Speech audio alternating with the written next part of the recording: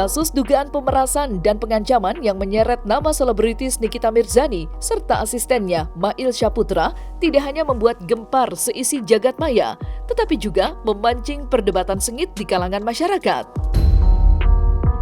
Apalagi pihak kepolisian Polda Metro Jaya seperti tak butuh waktu lama untuk merubah status Nikita. Ia tak perlu menunggu waktu lama, Nikita Mirzani tiba-tiba saja ditetapkan sebagai tersangka bersama asistennya Mail Syaputra. Menariknya, munculnya silang pendapat dan ramainya pro dan kontra tidak hanya datang dari kalangan warganet saja. Ia sederet praktisi hukum ternama tanah air pun ikut bersuara. Salah satunya adalah advokat Togar Situmorang yang justru mencium adanya kejanggalan dalam perkembangan kasus tersebut. Lantas, seperti apa kejanggalan yang ditemui Togar Situmorang? Jadi, proses penyidikan yang sedang berlangsung ini terkait dengan yang pertama, dugaan tindak pidana pengancaman dan pemerasan melalui media elektronik sebagaimana diatur di pasal 27B ayat 2 dan juga pasal 45 ayat 10 Undang-Undang ITE dengan ancaman pidana 9 tahun. Untuk pasal yang pertama tadi ancaman pidananya paling lama 6 tahun ya.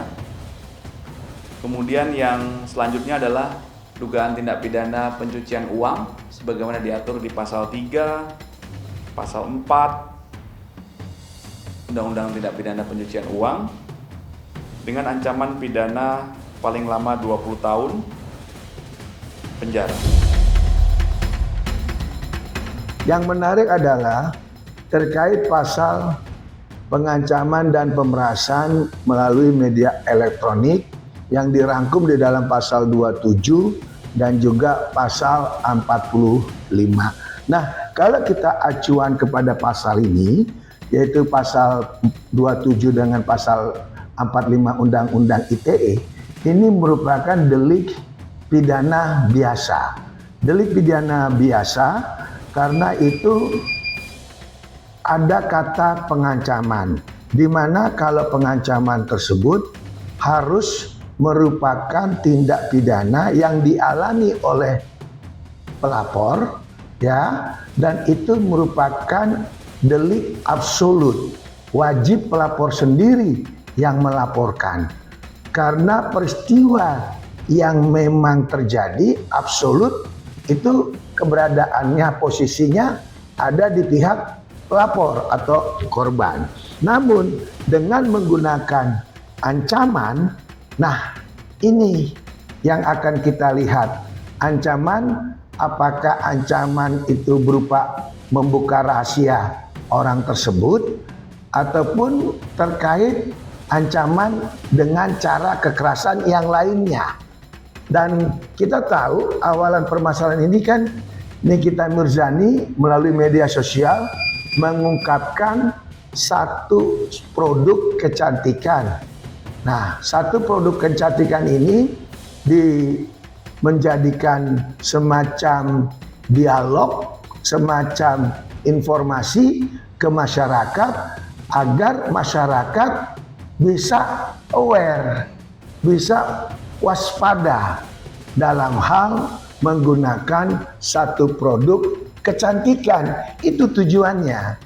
Namun karena ini merasa orang yang dikatakan di dalam media yang melalui ini kita sampaikan, orang itu merasa kesangkut sehingga mencoba mengadakan komunikasi ataupun dialog. Nah, dialognya ini enggak apple to apple. Karena yang namanya pengancaman dan pemerasan itu harus langsung. Kalau kita lihat keterangan daripada pihak Humas Polda Metro Jaya, itu dikatakan bahwa orang tersebut itu telah menyerahkan uang 2 kali ya kepada asisten atau orangnya Nikita Mirzani. Nah, berangkat dari situ, apakah dalam penyerahan uang sepengetahuan Nikita atau tidak? Nah, ini yang masih juga akan menjadi suatu celah ataupun perdebatan. Lagian lucu, kalau dia merasa diperas, dia merasa diancam, kenapa uangnya harus dikasih dulu? Kenapa dia nggak langsung laporin aja ke polisi? Kan sesimpel itu aja guys pemikiran tuh. Ya kan, dan harus digarisbawahi ya. Si manusia silver ini tidak pernah berkomunikasi dengan saya dan saya tidak pernah berkomunikasi dengan dia. Bentuk pemerasan pengancaman itu adalah saya yang harus mengancam dia, saya yang harus memeras dia. Tidak boleh pakai orang lain, nggak bisa itu, nggak ada itu. Itu bisa guys, semua itu bisa dipelajari di mana? Di Google tuh bisa dipelajari. Segampang itu, sesimpel itu. Selain menyoroti kejanggalan pada laporan yang dilayangkan oleh Reza Gladys, satu hal lain juga ikut menarik perhatian dari Togar Situmorang. Apalagi jika bukan pasal yang disangkakan kepada Nikita.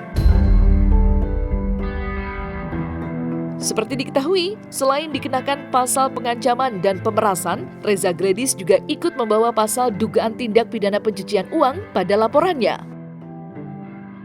Ya, di mana pasal tersebut memiliki ancaman kurungan bui yang tidak main-main, yakni 20 tahun penjara.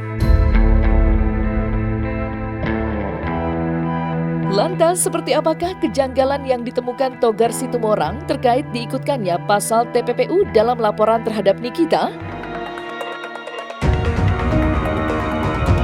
Yang menarik ada keterangan disangkutkan TPPU, tindak pidana pencucian uang.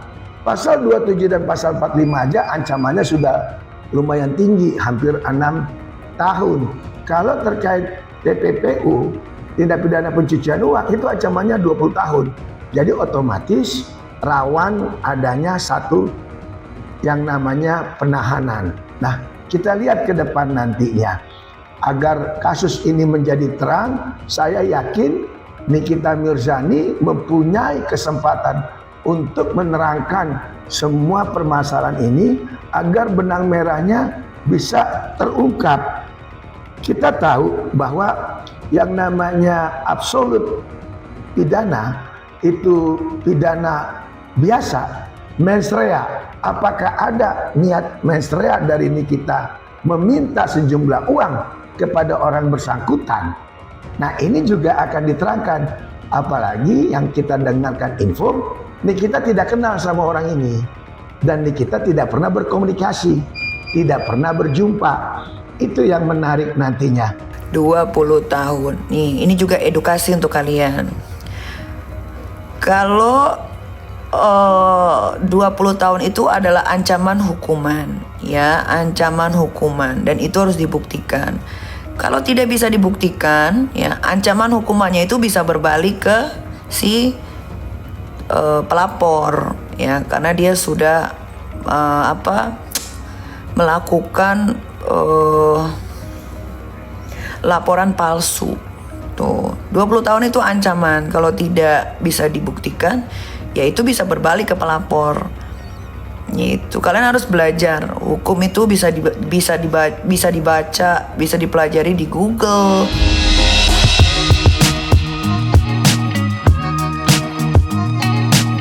Nah, selesai sudah Cumi Lovers. Jangan lupa untuk like, subscribe, dan juga share channel YouTube Cumi Cumi.